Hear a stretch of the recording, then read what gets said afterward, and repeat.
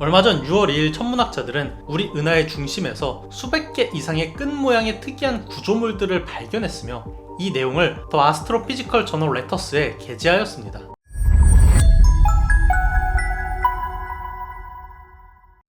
우리가 살고 있는 지구와 태양계가 존재하는 곳은 바로 수천억 개의 별들이 모여있는 우리 은하입니다.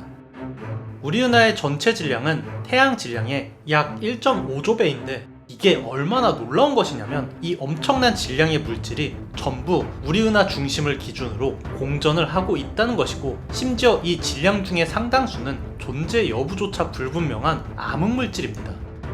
이런 엄청난 질량의 구조체가 유지될 수가 있는 이유는 바로 은하 중심부에 위치한 태양 질량의 400만 배 이상의 초거대 블랙홀 덕분인데요.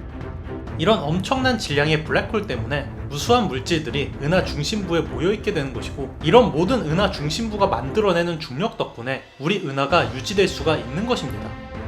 하지만 이런 은하 중심부의 높은 밀도 때문에 은하 중심부에는 많은 가스가 존재하며 우리가 가시광선 영역에서 은하 중심부를 광학적으로 관측하기 힘든 것도 이 때문입니다. 물론 은하 중심부에 있는 가스가 지구 대기처럼 밀도가 높은 것은 전혀 아니지만, 하늘 위에 있는 구름도 실제로 구름 안에 들어가 보면 밀도가 낮아서 구름 속에 들어와 있는지도 느끼기 힘들지만, 지상에서 보면 구름 뒤쪽을 볼 수가 없는 것처럼 은하의 중심부도 실제로 걸로 이동해 보면 높은 밀도의 가스를 느낄 수가 없지만 지구에서 관측했을 때 내부를 들여다보기 힘든 것이고, 이 때문에 1990년대가 돼서야 은하 중심에서 당시 블랙홀이라는 이론상의 천체를 실제 발견하게 된 것입니다. 그리고 아직까지도 이런 높은 밀도 때문에 은하 중심부는 지구 바다의 심해처럼, 아니 그 이상으로 비밀에 쌓여있죠. 물론 그렇다고 해도 태양계 주변보다 더 많은 별들, 더 많은 가스들이 있을 뿐 태양계 주변 우주와는 크게 다른 점이 특별히 없을 것이라고 예상을 하고 있었습니다. 뭐 지금까지는 말이죠. 얼마 전 6월 2일 천문학자들은 우리 은하의 중심에서 수백 개 이상의 끈 모양의 특이한 구조물들을 발견했으며 이 내용을 더 아스트로피지컬 저널 레터스에 게재하였습니다. 앞서 설명한 것처럼 우리 은하의 중심부는 가시광선 파장대의 전자기파 영역에서 관측을 하는 것이 사실상 불가능합니다. 때문에 우리는 적외선 같은 파장대가 긴 영역의 전자기파를 관측을 해서 은하 중심부를 볼 수가 있는데요. 1990년대에 은하 중심부에서 궁수자리 A 블랙홀을 발견할 수가 있었던 것도 이런 기술의 도움이 컸습니다. 아무튼 천문학자들은 은하 중심부를 관측하기 위해서 라디오 웨이브, 즉 전파 영역을 사용을 했는데, 이 전파 스펙트럼에서 지금까지 전혀 알려지지 않은 필라멘트 같은 수백 개의 줄 모양의 구조물을 발견한 것입니다.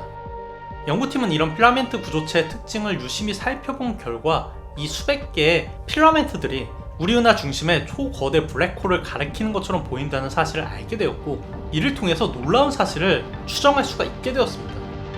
바로 이런 구조물들은 대략 600만 년 전에 일어난 거대한 에너지 폭발로 만들어졌을 것이라는 가설이죠.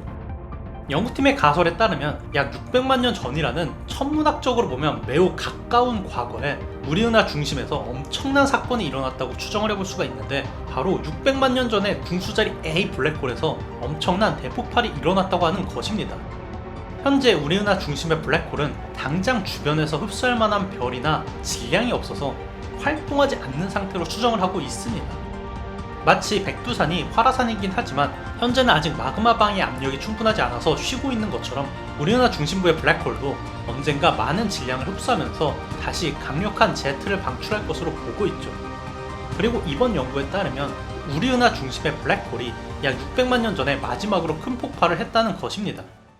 은하 중심의 필라멘트 구조들은 초거대 질량 블랙홀에서 방출한 강력한 에너지가 은하 중심부를 가로지르며 남긴 흔적일 가능성이 높다는 것인데, 이번 관측을 통해서 추측을 해보자면 600만 년 전에 상당히 강한 블랙홀의 활동이 있었다는 것이죠. 그리고 지금 당장 블랙홀이 별을 흡수하고 있지는 않지만 현재도 수백 개의 항성들이 블랙홀에 매우 가까운 거리에서 공전을 하면서 점점 빨려 들어가고 있기 때문에 언제든 다시 활동할 가능성이 존재합니다.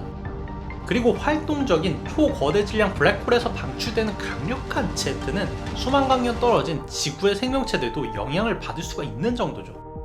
이런 일이 당장 몇 년 뒤에 일어난다고 해도 사실 이상할 게 없다는 것입니다. 그리고 이건 좀 다른 얘기인데, 이런 영상을 올리면 궁수자리 A 블랙홀은 26,000광년 떨어져 있는데 지금 발생한다고 해도 26,000년 뒤에나 우리가 알 수 있는 거 아니야? 라고 말하는 분들이 있는데, 우리가 무언가를 관측한다는 건 결국 그곳에서 날아오는 빛을 관측하는 것입니다. 궁수자리 A 블랙홀이 폭발하는 것을 관측했다고 하면 이미 26,000년 전에 폭발했다는 것이고, 그게 지금 도착했다는 뜻이기 때문에 멀리 떨어져 있다는 것과 당장 오늘 내일 지구에 그 영향이 오는 것과는 아무런 관련이 없다는 것입니다. 천문학자들이 650광년 떨어진 베텔기우스가 내일 폭발할 수 있다라고 말한다면 그 얘기는 약 650년 전에 이미 폭발을 했고 그 충격파가 내일 지구에 도착할 수 있다는 뜻과 동일하기 때문이죠.